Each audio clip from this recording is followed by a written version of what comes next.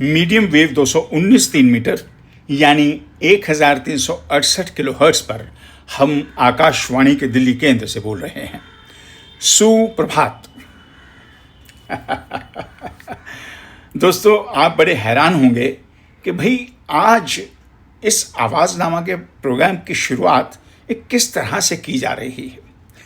तो मैं आपको बता दूं कि ये जो अनाउंसमेंट अभी मैंने की है, ये आकाशवाणी दिल्ली की पहली सभा की अनाउंसमेंट हुआ करती थी, यानी सुबह 5:55 पर जब हमारी पहली सभा के कार्यक्रम आरंभ होते थे अनटिल 11 o'clock नाइट। उसके बाद हम सिर्फ दिल्ली स्टेशन बोला करते थे कि हम दिल्ली से बोल रहे हैं, या कभी कभी मीटर भी बोल दिया करते थे। तो मैं आपको एक बात बताना चाहता हूं कि आकाशवाणी यानी AIR या ऑल इंडिया रेडियो आवाज़ का सबसे सशक्त माध्यम रहा है, है और हमेशा रहेगा। आवाज़नामा के सभी सुनने वालों को कृष्ण टंडन का नमस्कार।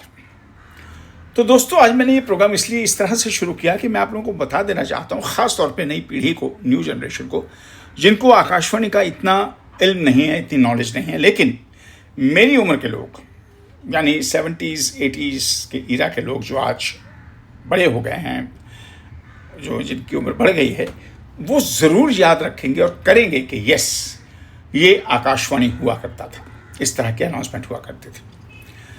मैंने आपसे ये प्रोग्राम शुरू करने की इसलिए सोची आपके साथ कि मुझे लगा कि मैं थोड़ी सी आकाशवाणी की अपनी यात्रा आपके साथ शेयर करूं।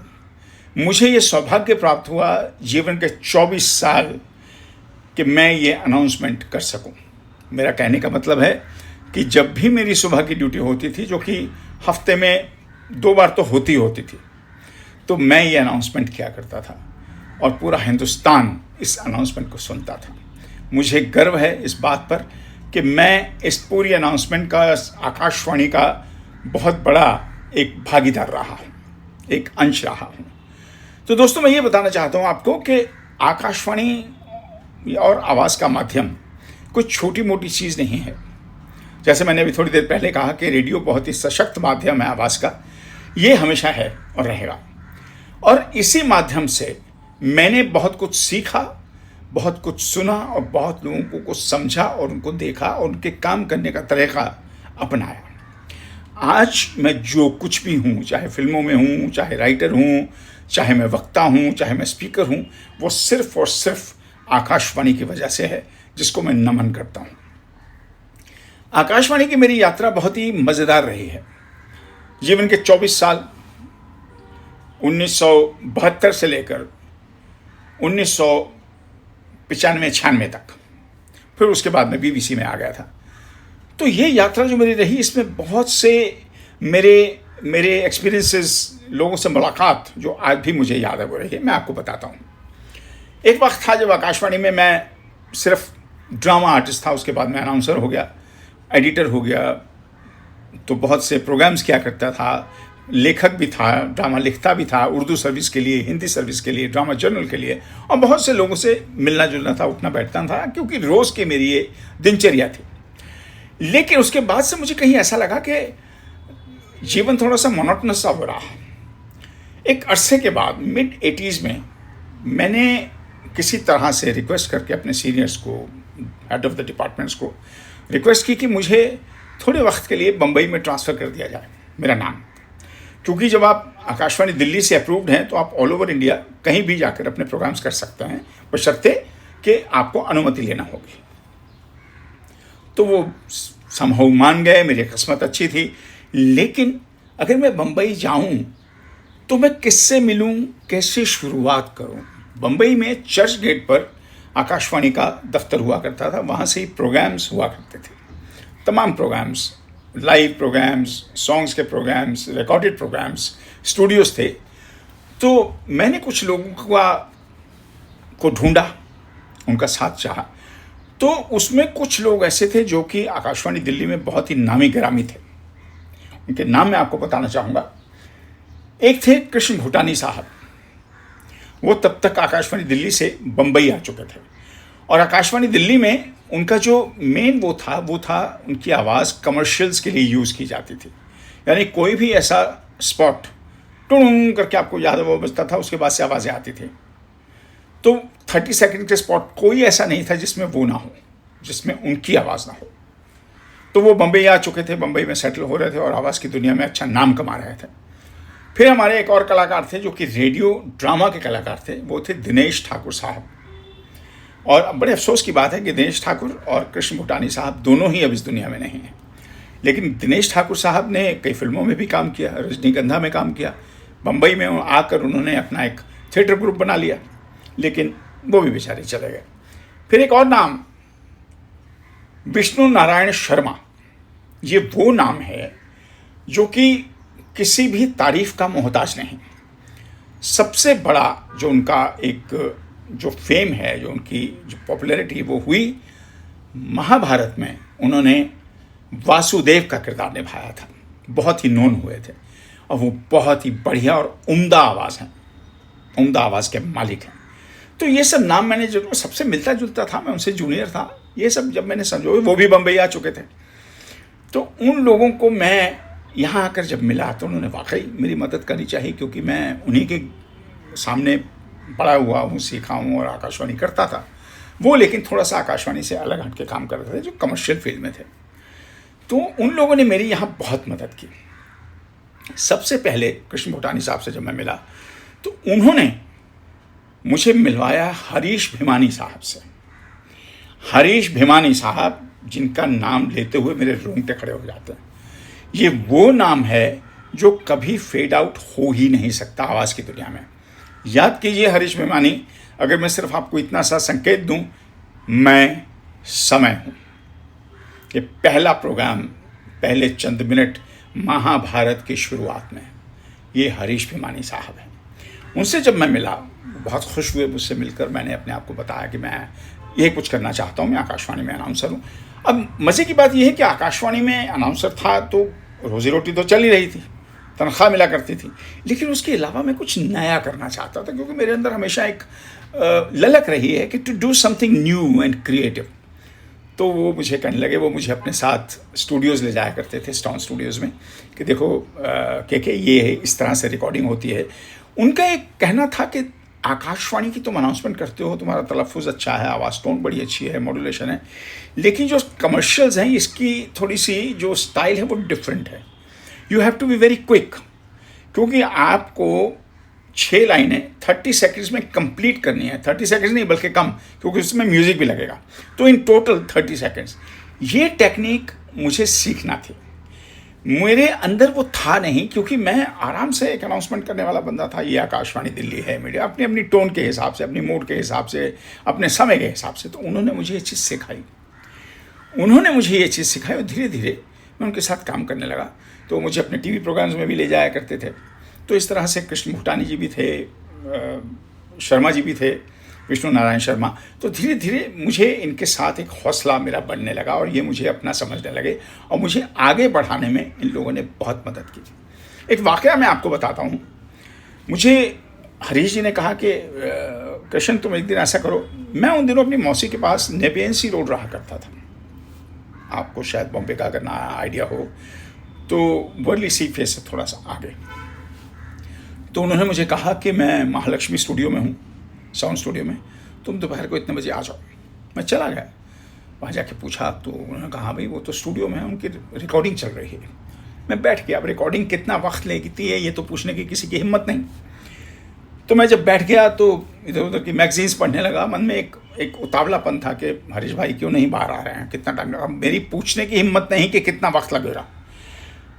धीरे धीरे 2-3 कप चाय के पी लिए, पानी पी लिया, कुछ खा लिया, बिस्किट्स आ गए। 2-2.5 घंटे बीत गए, क्योंकि रिकॉर्डिंग्स जब होती हैं तो उनका कोई समय सीमा नहीं होती। तो हरीश साहब जब 2-2.5 घंटे के बाद बाहर निकले तो मैं खड़ा हुआ तो उन्होंने मुझे देखा, अरे तुम आ गए, सॉरी भाई थोड़ा देर हो गई। उनका अपना अंदाज था एक।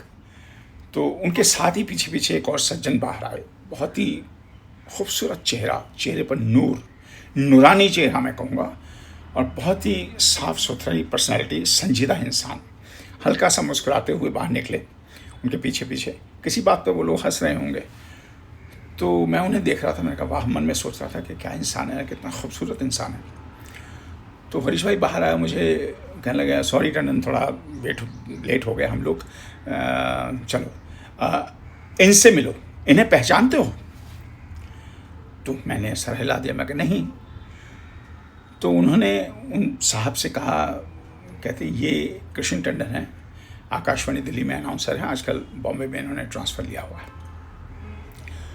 तो जब वो बोले, उन्हें जो मुझे हाय हेलो किया, हाथ मिलाया, तो एक सेकंड के लिए तो मैं कहीं खो गया, क्योंकि मुझे वो आवाज़ बहुत जानी पहचानी और सुनी हुई लगी, लेकिन ख्याल नहीं आ रहा था कि वो कैसे सुनी, कहाँ सुनी, कब सुने। तो हरीश जी इस बात को ताड़ रहे थे। उन्होंने कहा क्यों कृष्ण नहीं पहचाना? मैंने कहा हरीश भाई नहीं पहचाना। कहते ये हम सब के आका हैं, आवाज़ की दुनिया में हम सब के मालिक हैं, आवाज़ की दुनिया में इनसे ऊपर और कोई नहीं। अब मैं और परेशान। मैंने कहा भाई मैं तो इन्हीं लोगों को अपना भगवान मान रहा था। तो मन में मैंने सोचा लेकिन कहा नहीं। तो उन्होंने मुझे तारुफ करवाया, कहते ये जनाब अमीन साइनी साहब हैं। अरे अरे अरे, आप सोच नहीं सकते उस वक्त मेरा क्या हाल हुआ होगा, क्योंकि नाम सुना हुआ था, चेहरे से वाकिफ़ नहीं था। नाम इस तरह से सुना हुआ था, उनका बिना का गीतमाला जो रेडियो पर आता था, और हवा महल। और मैंने उसने इस तरह से झुक के प्रणाम किया जैसे मेरे सामने खुद रब आ गया हो। आवाज़ की दुनिया का बेताज बादशाह अमीन साहनी साहब, जिनका अंदाज़ ही निराला था। और मैं ये भी कहूँगा कि उनके अंदाज़ की नकल करके आज तक कई लोग अपनी घर की रोटी चला रहे हैं, जो कि वो ठीक है, नकल कर रहे हैं, लेकिन वो जो चीज़ उनमें थी वो किसी ने नहीं पकड़ी। खैर मैं उनसे झुक के मिला, उन्होंने मेरा हाथ मिलाया, बहुत अच्छे से तसल्ली से मेरा कंधा सहलाया। कहते भाई कृष्ण बात कर रहे थे आपके बारे में, सुना मैंने आपके बारे में, और तो दो चार बातें हम लोग बैठ गए। फिर कृष्ण ने माफ़ी मांगी, भिमानी साहब ने कहते देर हो गई। तो हम लोग वहाँ बैठे बातें कर रहे थे। मैं तो कुछ बोल ही नहीं पा रहा था, मेरा अपना तजर्बा, मेरी अपनी लियाकत सब मेरे अंदर कहीं छिप गई थी। मैंने सोचा इनके सामने क्या बात करूं। तो उन्होंने मुझसे कहा कि आपकी तारीफ़ मैंने सुनी है, लेकिन आपको शायद मालूम नहीं, इन्होंने बताया होगा कि ये फील्ड बहुत ही अलग है, थोड़ा सा टफ है, थोड़ा सा डिफरेंट है। आप अगर मेहनत करना चाहें तो वाई नॉट, आप मेरे साथ आ सकते हैं, मेरे साथ स्टूडियोज़ में जा सकते हैं, मुझे देख सकते हैं, मुझे सुन सकते हैं, मेरे से सीख सकते हैं। तो मुझे और क्या चाहिए था, अंधे को क्या चाहिए, दो आँखें। मैं सब साथ लग गया। ये चलता रहा 7-8 महीने। इस दौरान मैं रेडियो के प्रोग्राम्स करता रहा, जिसके लिए मैं यहाँ आया था। कुछ फिल्मकारों से मिलता रहा, कुछ डायरेक्टर से मिलता रहा, और मैंने उस दौरान यहाँ 2-3 सीरियल्स भी किए, टेलीविज़न के सीरियल। उन दिनों OTTs वगैरह कुछ नहीं हुआ करते थे, मैं मिड 80s की बात कर रहा हूँ। OTTs का तो सपने में भी ख्याल नहीं था हम लोगों को कि ये भी कोई चीज़ होती है। उन दिनों दिल्ली दूरदर्शन पर वो सीरियल्स आया करते थे। मैंने उनमें से खरी खरी किया अनु कपूर जी के साथ, और चंद सीरियल किए, एक कहानी किया, और कई सीरियल्स किए। तो यही मेरा काम था कि आकाशवाणी करके मैं फिर फिल्म सिटी बॉम्बे में चला जाया करता था, लेकिन इनसे परमिशन लेकर, क्योंकि हो सकता है इनकी कोई रिकॉर्डिंग हो सकता है मैं उसे मिस कर दूं, इसलिए मैं इनसे बोलता था कि सर मैं कल जा सकता हूँ। साहब इस तरह से मेरा उनका संबंध गहराता गया। वो मुझसे बहुत खुश थे, और मैं साथ में आसमान पर था, क्योंकि मुझे लग रहा था कि इससे ऊपर मैं कुछ हासिल नहीं कर सकता। और आप मानेंगे नहीं, क्योंकि मैंने उनसे जिक्र किया, मैं कहा साइनी साहब मैं आपके हवा महल का दीवाना हूँ। हाँ, तो कहते क्या हो गया? मुझे खुशी हुई जानकर, लोग पसंद करते हैं मेरा हवा महल, आप मेरे साथ पार्टिसिपेट करना चाहेंगे? मैंने कहा सर क्यों नहीं। तो कहने लगे आप दिल्ली स्टेशन से अप्रूव्ड कलाकार हैं? मैं कहा जी हाँ, मैं A ग्रेड कलाकार हूँ, दिल्ली स्टेशन का ड्रामा आर्टिस्ट। कहते फिर तो कोई दिक्कत ही नहीं है। तो मैंने साहब उनके साथ 3 बार हवा महल किया, और मेरे जीवन में ये सबसे बड़ी उपलब्धि है, अचीवमेंट है, कि दिल्ली स्टेशन का ड्रामा आर्टिस्ट और अनाउंसर हवा महल बम्बई से कर रहा है। तक कर ही नहीं सका, कोई कॉपी नहीं कर सका। और मैं जब हम लोग रिकॉर्ड करते थे हवा महल, तो मैं उनके चेहरे की तरफ देखता था कि इनके एक्सप्रेशंस, इनके हाव भाव, हालांकि वो चेहरे के हाव भाव हम रेडियो पे नहीं देख सकते हैं, लेकिन उससे उनकी आवाज़ मॉड्यूलेट होती थी। वो अपनी आवाज़ को तोड़ते मरोड़ते थे, अपनी आवाज़ को मॉड्यूलेट करते थे और साथ में उनके चेहरे पर हल्की सी स्माइल रहती थी। मेरा कहने का मतलब है कि कोई टेंशन नहीं, कोई कुछ नहीं कि भाई हम लोग बोल रहे हैं, इतने सहज, और उनकी बॉडी हिलती रहती थी, उनके हाथ चलते रहते थे, उनका एक अंदाज ही अलग था। ऐसे नहीं उन्होंने, मैं आपको बताऊं, प्रोग्राम ज़्यादा नहीं खींचूंगा, मैं सिर्फ आपसे अपना एक्सपीरियंस शेयर करना चाह रहा हूं इस बारे में। उन्होंने कम से कम नहीं भी तो 50,000 से ऊपर रेडियो प्रोग्राम्स किए हैं और जिंगल्स और कमर्शियल्स तो बेइंतहा है। और उनके नाम पर जो 2 प्रोग्राम जो बहुत ही नोन है, बिना का गीतमाला और रेडियो सेलोन, और ऑफ कोर्स हवा महल। तो दोस्तों, मैं आपसे सिर्फ ये कहना चाह रहा हूं कि ज़रूरी नहीं कि हर आवाज़ की दुनिया से आया हुआ कलाकार फिल्मों में सफल कलाकार हो जाए, या फिल्मी कलाकार, मेरा मतलब है स्टार्स, वो आवाज़ की दुनिया में कामयाब हो जाएं। ये कतई नेसेसरी नहीं है, ये बिल्कुल भी नेसेसरी नहीं है। कुछ दिग्गज ऐसे रहे हैं, मैं नाम नहीं बोलूँगा क्योंकि वो आज फिल्म इंडस्ट्री के बहुत नामी गिरामी, बहुत बड़ा नाम है। वो आकाशवाणी दिल्ली में फेल हो चुके हैं जब वो ड्रामा की ऑडिशन देने आए थे।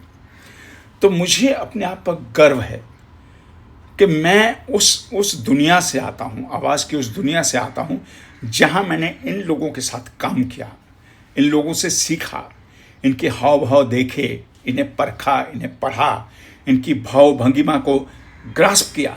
मैं अपने आप को इससे बढ़कर भाग्यशाली मान ही नहीं सकता। आज मुझे कुछ मिले ना मिले, चाहे मैं सीरियल करूं ना करूं, लोग मुझे पहचानते हैं बॉम्बे में। अच्छी फिल्में हैं मेरे नाम पर, मैंने तस्करी भी की है, अभी नेटफ्लिक्स पर आपने शायद देखी भी होगी। लेकिन मुझे कोई फ़र्क नहीं पड़ता, क्योंकि मुझे फ़र्क ये पड़ता है कि आज मैं अगर कुछ बोलता हूँ तो ये सिर्फ़ और सिर्फ आकाशवाणी की देन है। चाहे वो मेरा तलफ़ुज़ हो यानी उच्चारण, चाहे वो मेरी लैंग्वेज पर कमांड हो, चाहे वो मेरी टोन हो, चाहे मेरी वॉइस की मॉड्यूलेशन हो, मैं अपने आप को बहुत ही ठहरा हुआ महसूस करता हूँ। सो दोस्तों, इसलिए मैं आपको बताऊँ कि रेडियो का माध्यम कभी भी धीमा या फीका नहीं पड़ सकता। अब ये भी याद कीजिए कि एक वक्त था जब रेडियो पूरी दुनिया में, मेरा मतलब ख़ास तौर पे हिंदुस्तान में मशहूर था, जब क्रिकेट मैच हो रहे होते थे। कंडक्टर से लेकर ड्राइवर्स तक हाथ में ट्रांजिस्टर लेके चलते थे और रेडियो लोगों के हाथ में रहता था, छोटा सा पॉकेट ट्रांजिस्टर, स्कोर जानने के लिए। जैसे ही दफ्तरों से निकलते थे, लोगों के हाथ में ट्रांजिस्टर आ जाता था, आमने सामने आने जाने वाला बंदा पूछा करता था, भैया कितना स्कोर हुआ है? अरे यार आउट हो गया, कपिल आउट हो गया यार। और उनमें भन्नाहट थी। वो क्यों थी? क्योंकि वो आवाज़ की दुनिया से जुड़े हुए थे, उनके कानों पर रेडियो लगा रहता था। टीवी भी था, लेकिन टीवी हर कोई, जब दफ्तर में बैठे हैं तो टीवी तो नहीं देख सकते ना। लेकिन रेडियो, बसों में मैं जाता था दूसरे लोगों के साथ, कंडक्टर हाथ में बैठा, आगे ड्राइवर जैसे ही अगले स्टॉप पे रोका, पीछे मुड़ के दिखता, अरे कोई आउट हुआ कि नहीं हुआ दूसरी टीम का? अरे हो जाएगा ना, तू गाड़ी चला। सो ये माध्यम है रेडियो। और आज की तारीख में भी मैं आपको बताऊं कि रेडियो कम नहीं हुआ है।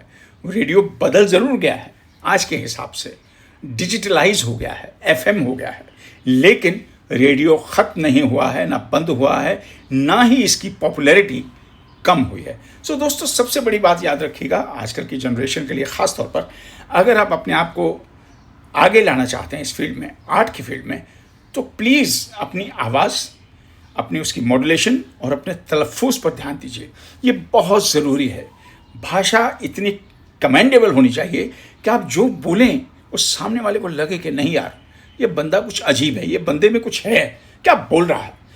टूटे फूटे शब्द मत बोलें, जितना भी बोलें सही बोलें, उचित बोलें, सटीक बोलें। वो सटीक और उचित जो है ना, वो दूसरे के दिल पर जाके लगता है। और यही असल बात है, यही असल अदाकारी है, यही असल कलाकारी है और यही असल टैलेंट है। तो दोस्तों, आज का मैं प्रोग्राम यहीं ख़त्म करता हूं। मुझे उम्मीद है आपको मज़ा आया होगा इससे। मैंने बहुत जल्दी कुछ इस तरह से बोला है क्योंकि मैं ज़्यादा लंबा नहीं करना चाहता। ज़्यादा लंबा करने से थोड़ी बोरियत सी होने लगती है। अगले प्रोग्राम में फिर आपके लिए कुछ इसी तरह का नया लेकर आऊँगा। तब तक के लिए नमस्कार। आवाज़ नामा के दोस्तों को मैं कृष्ण टंडन आपसे इजाज़त लेता हूँ। नमस्कार, बाय बाय।